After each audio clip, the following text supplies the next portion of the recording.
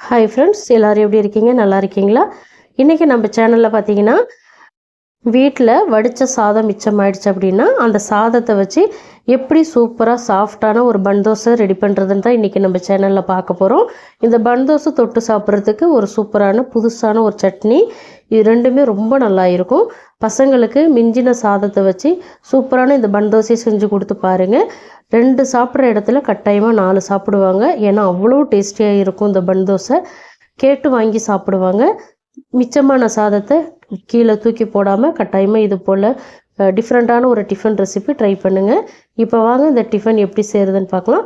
இந்த டிஃபன் பார்த்தீங்கன்னா நீங்கள் நைட்டு டின்னருக்கு கூட யூஸ் பண்ணிக்கலாம். அவ்வளோ சூப்பராக இருக்கும். ஃபஸ்ட்டு நம்ம சட்னி ரெடி பண்ணிக்கலாம். சட்னி ரெடி பண்ணுறதுக்கு பேன் ஹீட் பண்ணி ஒரு 2லேருந்து 3 டேபிள் ஸ்பூன் எண்ணெய் சேர்த்துக்கோங்க. எண்ணெய் கொஞ்சம் தாராளமாக சேர்த்துக்கோங்க. அப்போ தான் இந்த சட்னிக்கு ரொம்ப நல்லா இருக்கும். அதே போல் லோ ஃப்ளேமில் வச்சுக்கோங்க. இப்போ எண்ணெய் சேர்த்துட்டேன். 3 டேபிள் ஸ்பூன் உளுந்து சேர்த்துக்கோங்க. நான் வந்து வெள்ளை உளுந்து எடுத்திருக்கேன். அதுக்கு பதிலாக நீங்கள் கருப்பு உளுந்து கூட எடுத்துக்கலாம். ரொம்ப நல்லாயிருக்கும் சட்னி. அதுக்கப்புறம் பார்த்தீங்கன்னா 1.5 டீஸ்பூன் கடுகு சேர்த்துக்கோங்க. பூண்டு வந்து ஒரு 5-6 பல் பூண்டு சேர்த்துக்கோங்க. காரத்துக்கு தகுந்த மாதிரி மிளகாய் சேர்த்துக்கோங்க. பெருங்காயத்தூள் வந்து ஒரு பிஞ்ச் அளவுக்கு சேர்த்துக்கோங்க. இப்போ இது எல்லாத்தையுமே லோ ஃப்ளேமில் வச்சுட்டு செவக்க வறுத்துக்கோங்க. உளுந்து வந்து நல்லா கலர் மாதிரி வரும். அதே போல் கடுகும் நல்லா பொரிஞ்சிரும். இப்போ பார்த்தீங்கன்னா உளுந்து நல்லா கலர் மாதிரி வந்திருக்கு பார்த்தீங்களா? இந்த பக்குவம் வர வரைக்கும் நீங்கள் வறுத்து விட்டுக்கணும். கடுகும் நல்லா பொரிஞ்சிருக்கும். இந்த ஸ்டேஜில் 3 தக்காளி சேர்த்துக்கிறேன். தக்காளி வந்து கொஞ்சம் பழமாக எடுத்துக்கோங்க. நான் வந்து மீடியம் சைஸில் எடுத்திருக்கேன். இப்போ இதை வந்து நல்லா வதக்கி விட்டுக்கோங்க. எந்த அளவுக்கு வதங்கணுன்னா தக்காளி வந்து சேர்த்துருக்கிறதே தெரியக்கூடாது. அந்த அளவுக்கு நல்லா சாஃப்டாக குழஞ்சி வந்துடணும். அந்த அளவுக்கு நீங்கள் வதக்கிக்கணும். தக்காளி சீக்கிரம் வதங்கிறதுக்காக நான் கொஞ்சமாக உப்பு சேர்த்துக்கிறேன். உப்பு சேர்த்துட்டு மீடியம் ஃப்ளேமில் நல்லா வதக்கி விடுங்க. வதக்கி விடும்போது உங்களுக்கு தக்காளி வந்து நல்லா குழஞ்சி மசிஞ்சு வந்துடும். அப்படி இல்லைன்னா இன்னும் கொஞ்சம் சீக்கிரம் வதங்கணும் அப்படின்னு நினச்சிங்கன்னா நல்லா கலந்து விட்டுட்டு ஒரு மூடி சேர்த்து லோ ஃப்ளேமில் வச்சுட்டிங்கன்னா இன்னும் கொஞ்சம் சீக்கிரமாக வதங்கிடும். இப்போ பார்த்தீங்கன்னா தக்காளி ஓரளவுக்கு நல்லா மசிஞ்சு வந்திருக்கு பார்த்தீங்களா? இந்த பக்குவத்துக்கு நீங்கள் வதக்கிக்கணும். இன்னும் கூட நீங்கள் வதக்கிக்கிட்டாலும் நல்லா தான் இருக்கும். இந்த ஸ்டேஜில் பார்த்தீங்கன்னா கொஞ்சமாக நான் கொத்தமல்லி இலை சேர்த்துக்கிறேன். கொத்தமல்லி இலை சேர்த்துட்டு ஸ்டவ்வை ஆஃப் பண்ணிவிட்டு இதை வந்து அந்த சூட்லேயே கலந்து விடுங்க. போதும்.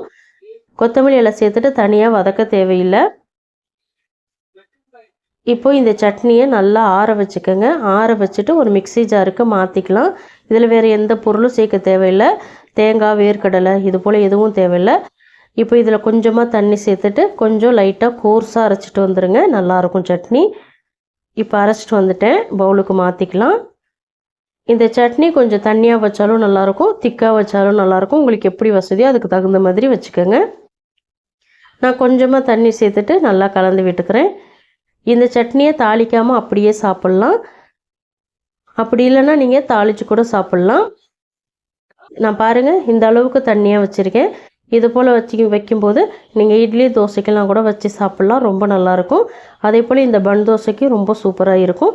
இப்போ தாளிக்கிறதுக்கு பார்த்தீங்கன்னா 1 டேபிள் ஸ்பூன் எண்ணெய், 1 டீஸ்பூன் கடுகு, 1 டீஸ்பூன் உளுத்தம்பருப்பு, ஒரு 4-5 காஞ்ச மிளகாய், 1 கொத்து கருவேப்பிலை, இது எல்லாத்தையுமே தாளித்து சட்னி கூட சேர்த்துக்கோங்க. அவ்வளோதான், சட்னி ரெடி ஆகிடுச்சு. இப்போ நம்ம தோசைக்கு ரெடி பண்ணிக்குவோம். இங்கே வந்து பார்த்திங்கன்னா மீதமான சாதம் வந்து 1.25 கப் வரைக்கும் நான் எடுத்து வச்சுருக்கேன்.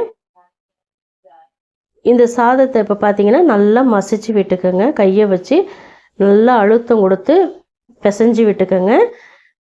நல்லா சப்பாத்தி மாவு மாதிரி நல்லா மிக்ஸ் பண்ணிக்கணும். ரொம்ப ட்ரையாக இருந்ததுன்னா கொஞ்சமாக தண்ணி தெளிச்சுட்டு நீங்கள் மிக்ஸ் பண்ணிக்கோங்க. அப்படி இல்லைன்னா மிக்ஸி ஜாரில் சேர்த்துட்டு கொஞ்சமாக தண்ணி சேர்த்து இதை அரைச்சிக்கோங்க. மிக்ஸி ஜாரில் சேர்த்துட்டு அரைக்கிறதுக்கு பதிலாக இது போல் நீங்கள் கையை வச்சு மசிச்சிங்கன்னா டேஸ்ட் இன்னும் கொஞ்சம் நல்லா இருக்கும். இப்போ மசிச்சுட்டேன். இதை வந்து ஒரு பெரிய பவுலுக்கு நான் மாற்றிக்கிறேன். சாதத்தை வந்து எந்த அளவுக்கு நம்ம நைஸாக மசித்தாலும் கூட 1-2 வந்து மசியாமல் தான் இருக்கும். அதனால் பிரச்சனை இல்லைங்க. இப்போ வந்து 1 கப் அரிசி மாவு நான் சேர்த்துக்கிறேன். 1 கப் வந்து கோதுமை மாவு சேர்த்துக்கிறேன். பொடியாக நறுக்கின வெங்காயம் 1, பொடியாக நறுக்கின கேரட் 1, பொடியாக நறுக்கின தக்காளி பழம் 1, 2 பச்சை மிளகாய், ஒரு கைப்பிடி நிறைய பொடியாக நறுக்கின கொத்தமல்லி இலை, 1 டீஸ்பூன் சீரகம், சோம்பு சேர்க்க வேணாம், சீரகம் சேர்த்துக்கங்க, ஃப்ளேவர் நல்லாயிருக்கும். இப்போ மிளகாய்த்தூள் பார்த்திங்கன்னா 1 டீஸ்பூன் அளவுக்கு சேர்த்துருக்கேன். உப்பு தேவையான அளவு சேர்த்துருக்கேன். இப்போ இது எல்லாத்தையுமே கொஞ்சம் கொஞ்சமாக தண்ணி சேர்த்துட்டு நல்லா கலந்து விட்டுக்கங்க.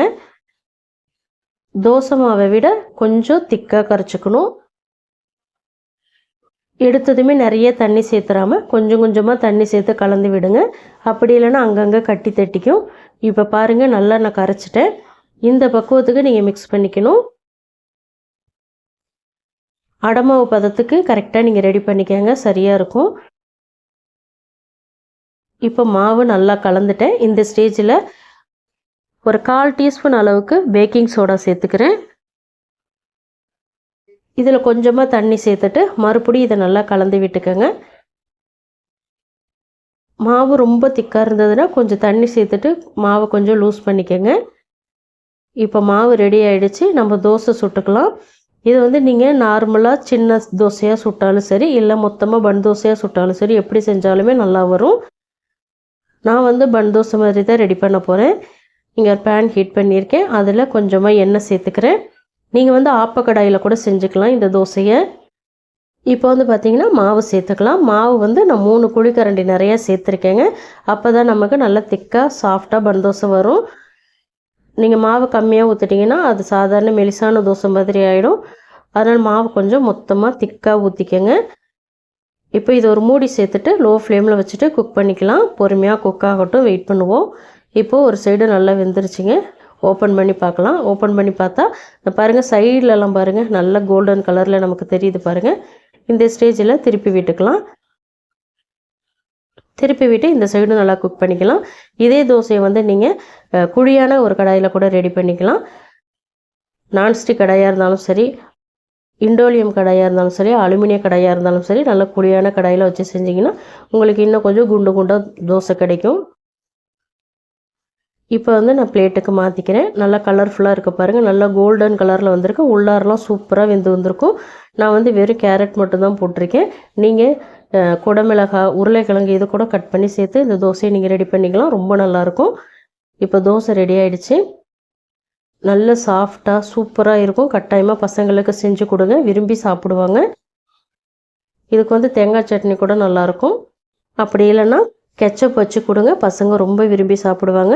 நீங்கள் லஞ்ச் பாக்ஸு கூட பேக் பண்ணி கொடுக்கலாம். லஞ்ச் பாக்ஸுக்கு கொடுக்குறீங்க அப்படின்னா கெச்சப் வச்சு கொடுங்க, மிச்சம் வைக்காமல் சாப்பிட்டுட்டு வருவாங்க.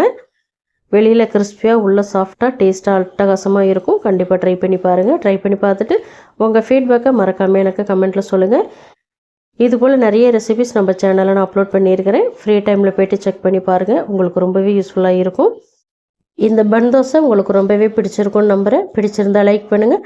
உங்கள் ஃப்ரெண்ட்ஸ் அண்ட் ஃபேமிலி மெம்பர்ஸ் எல்லாருக்குமே நிறைய ஷேர் பண்ணி விடுங்க. இது போல் இன்ட்ரெஸ்டிங்கான டிஃபன் ரெசிபிஸ் தெரிஞ்சுக்கணும்னு நினச்சிங்கன்னா மறக்காமல் அனிதா டேஸ்டி கார்னர் தமிழ் சேனலை சப்ஸ்கிரைப் பண்ணி ஃபாலோ பண்ணிக்கோங்க. தேங்க்ஸ் ஃபார் வாட்சிங் ஃப்ரெண்ட்ஸ். நாளைக்கு வேறொரு ரெசிபியோடு சந்திக்கிறேன். பபாய்.